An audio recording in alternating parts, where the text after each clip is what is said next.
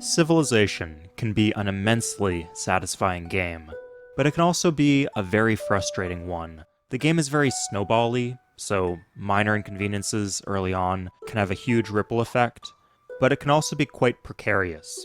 One thing goes wrong later on in the game, and hours of planning can be undone. Let's talk about the things that make us want to slam that retire button faster than the deity level AI, finish the great library in Civ 5. This is an analysis of the whole series. For a spot on this list, the problem has to be present, to some degree, in games 1 through 6 of the franchise. It also has to be kind of specific, too, not like just bad RNG. Something Cid cooked up specifically just for us. Let's start with an honorable mention, unit blocking. For a game series where the tiles and mechanics of movement have changed so much over the years, it's strange how constant this has been. Computer units get in your way, and you just have to stand there, awkwardly passing the turn, humming that ludicrous song until the problem solves itself. In Civ 1 and 2, the zone of control made this quite bad, as even adjacent tiles could be blocked. Civ 3 removed this, but now the AI was explicitly programmed to fortify units on choke points, and just never move. By 5 and 6, we were restricted to 1 unit per tile, meaning that our units were tripping over each other in addition to getting blocked by enemy units. The correct response to this unbridled assault on our locomotive abilities is to, of course, fight fire with fire. Form a line of warriors or boats to completely stop the AI from going where they want to go, especially settling near our land. Sadly though, this awful phenomenon is not universal in being hated by Civ players, and it can only be an honorable mention. And that's because it pretty much does not exist in Civ 4. If you're at peace, you and the AI can just go on the same tile. Stupid Civ 4. They think they're so great, with their insufferably high levels of critical acclaim, and their love from their parents. No, I do not need to go to therapy.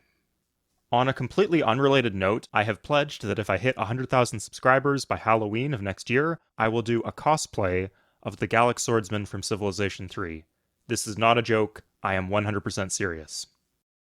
Our first item proper is barbarians, specifically early spawns. These were present in the first game of Civilization. A sailboat appears from out of nowhere and drops them off on your doorstep, and it hasn't gotten better since. Barbarians in Civ 4 were particularly nasty, and a bad spawn of an archer could ruin a fantastic start. And the less we say about barbarian scouts from Civ 6, the better. Now, this could easily be programmed so that the barbs spawn a fixed distance away from everyone's capital, 20 turns into the game or whatever, an easy fix, halfway through the franchise. Instead, every time you boot up a game, God has chosen a number of how many times you will put the palm of your hand through your fucking skull. And you have to live to find out what that number is. Now, for the next thing that we all hate, I should say, I've done a whole video on asshole behaviors from the AI, but most of them come and go throughout the franchise. One behavior, however, is eternal. What is it, you might ask? Constant warmongering? Deal-breaking? Units in your land? No. In every game of Civilization that I've ever played, the AI will plant a city halfway up your ass and ask you what's for dinner. Forward planting. They've got acres of land in their own backyard, but they'd rather plant right up in your face. And after they do it, they have the audacity, they have the fucking nerve to tell you that your cities are too close to their border.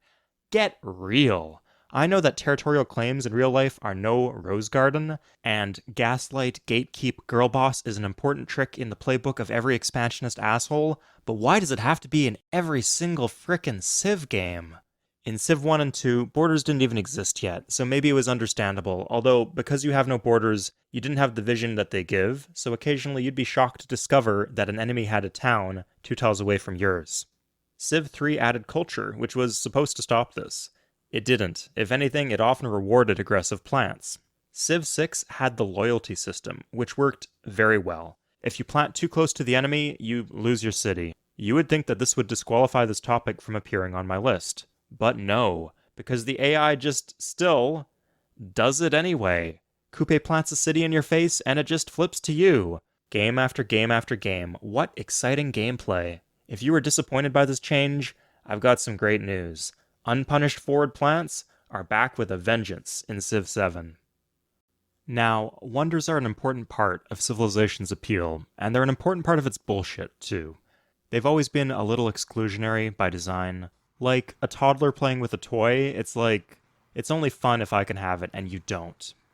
So it's not surprising that it appears on this list. Specifically, when you are one turn away from constructing a wonder, and another Civ beats you to it. What makes this such a bizarre universal experience in Civ games is that it doesn't even make sense in real life. When the Mayans found out that the Egyptians built their own pyramids first, it's not like they threw up their hands and said, "Oh, we gotta take ours down now." But if you'd only played Civilization, you'd think that that was the case. This, of course, started strong in Civilization 1. In the first 3 games, they let you switch to another wonder if you had one available, and save your shields. If not, tough shit. In Civ 4, they decided that this was unrealistic, and they gave you fail gold instead. Because apparently, realism is of great concern to them only when they're trying to make us miserable. In Civ 6, the requirements for wonders became so hyper-specific that failing is not as common anymore, but hey, if your citizens get just a little too complacent, the final turn failure is always waiting right around the corner for you. Goody huts. Tribal villages are a mainstay in the Civilization franchise. We need some sort of incentive to explore, and so they have to have good things. Sometimes. In every single Civ game, one or more of the Goody Hut results are just a complete dogshit trash pile. Barbarians from huts are a thing, and in Civ 1 and 2, you pop a hut, and instead of a tech or a settler, you get 3 angry barbarian horsemen staring daggers at your helpless militia, ready to run down your capital after they take them out. This one is at least supposed to be bad, but in a surprising number of games, you can get maps from a hut. Not even good maps, just a couple of tiles peppered in a direction that you might have already explored. The absolute best case scenario when getting maps from a hut is getting maps to another hut. Usually it's just useless though.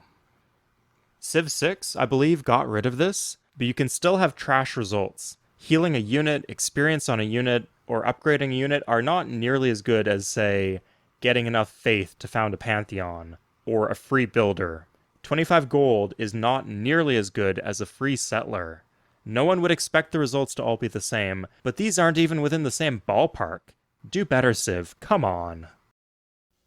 The next thing that we all hate is when the AI wins the game. And I know you're thinking, slow down there, buckaroo. Where are you going with that flamin' hot take? And doesn't it break your rule about it being specific to Civ? And my answer is yes, but no. It's different when it's in Civ. It's like that scene in Jurassic Park where the raptors open the door to the kitchen. Terrifying, devastating, although slightly impressive. I didn't think that they could do that. But that doesn't make it okay. It's a violation of the social contract. Civ is not played on even footing. The game is over when I say it is over. My job is to win. Your job, as the AI, is to make me hate the game so much that I don't care about winning anymore. That's the arrangement. But then Louis XIV comes along with his stupid spaceship and shits all over it. This has never been especially likely, but in Civ 4 it's pretty bad because the Apostolic Palace can trigger a very early diplomatic victory. You thought I was talking about the stream a few weeks ago. No, it happened to me again. I forgot what year it was, but it was super early. Completely unacceptable. We've got one more item on our list, and it's the worst because it affects me directly. Let me ask you, how far away are these cities? How many tiles? Well, to walk from A to B, you'd need to walk across 4 new tiles, but you could also say that 3 tiles exist between the 2 cities. So which is it? It's the first one, but a persistent issue in this series is talking about the game without falling into the black hole that is ambiguity. I often see people using the words worker and citizen interchangeably. If someone says that they're workers working a tile, what do they mean? People use working to mean either improving or drawing yields from. And thank God for the word yields. Because otherwise, I don't think I'd have a word for those things from the tiles that make Civ 6 players make the soy jack face. Often text will be named after things that they unlock. Commerce versus money that you've allocated through the tax slider is another constant source of confusion. And don't get me started on base yields versus modified yields. There's a reason that UI mods that tell you exactly what the impact of a policy card are essential in Civ 6. I think that this is the real reason that Civ players always have a knee-jerk reaction against the newest game. We've become so used to being competent at the game that shifting into a new world where nothing makes sense anymore and we don't have the language to talk about it is completely disorienting. So, these things are, in my mind, the biggest offenders. I think that in the present day of endless flame wars about the different Civ games, we should be aware of what brings us together, the ties that bind our humble community. And at the top of the list, we have to put anger, fury, rage, paranoia, and just a little bit of sadism. Let me know in the comments what I missed. Take care, everybody.